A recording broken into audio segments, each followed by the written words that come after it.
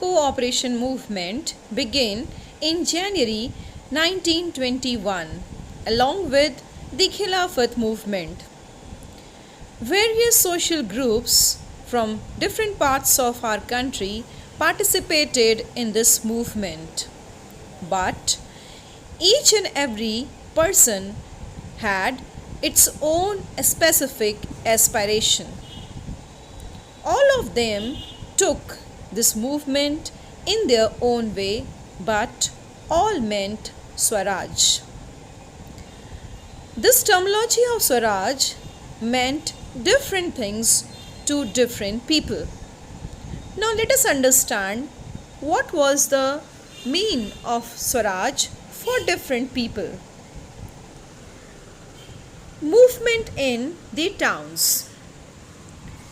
In cities, the movement started by middle class. The middle class people enthusiastically joined it. Students, teachers left government schools and colleges. Teachers resigned and lawyers gave up their practices. The council elections were boycotted in most of the provinces in India, except Madras. In Madras, where the Justice Party ruled, they believed that the non-Brahmins can be benefited by it. They felt this as the golden opportunity to enter in the council and gain some power, something that usually only Brahmins possesses. The effect of the non-cooperation movement was not remain untouched in the economic front. If we talk about the economic aspect, foreign goods were boycotted, liquor shops picketed, and foreign clothes burnt. People started discarding foreign clothes and wearing only Indian ones. It resulted production of Indian textile went up in a short span of time. The import of the foreign cloth halved between 1921 and 1922. Its value dropping from rupees 102 crore to 57 crore. It proved the heavy loss of the British goods that was imported in India. In many places, the traders and the merchants denied to trade in the foreign goods, or they did not want to involve in any finance for the foreign trade. Thus, the import situation fell down. Our next topic is rebellion in the countryside. The non-cooperation movement spread to the countryside. It was led by peasants and tribals, which were developing in different parts of the country.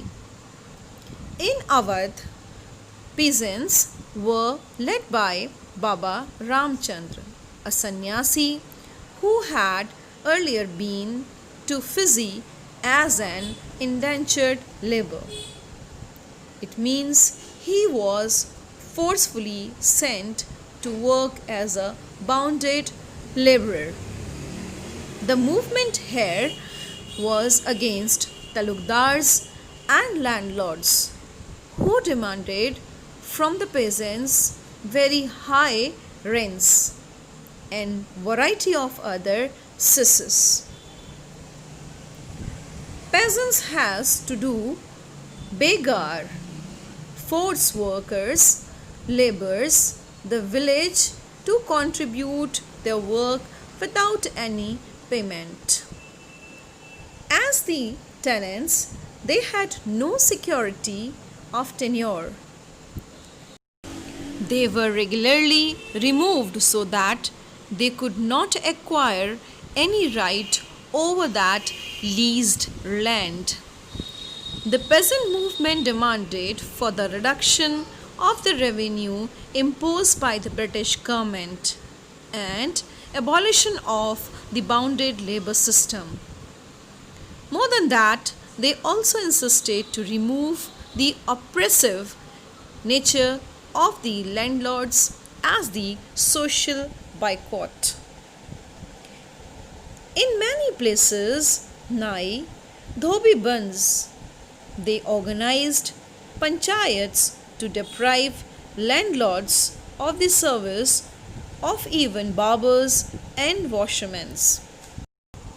By the month of October in 1920, the Audh Kisan Sabha was set up. It was headed by Nehru and Baba Ramchandra. Many other few members also joined them.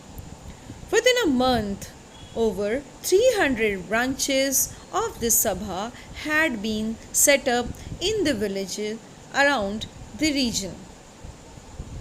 When the non-cooperation movement began the following year, the effort of Congress was to unite the Awadh peasants' struggle into a wider struggle.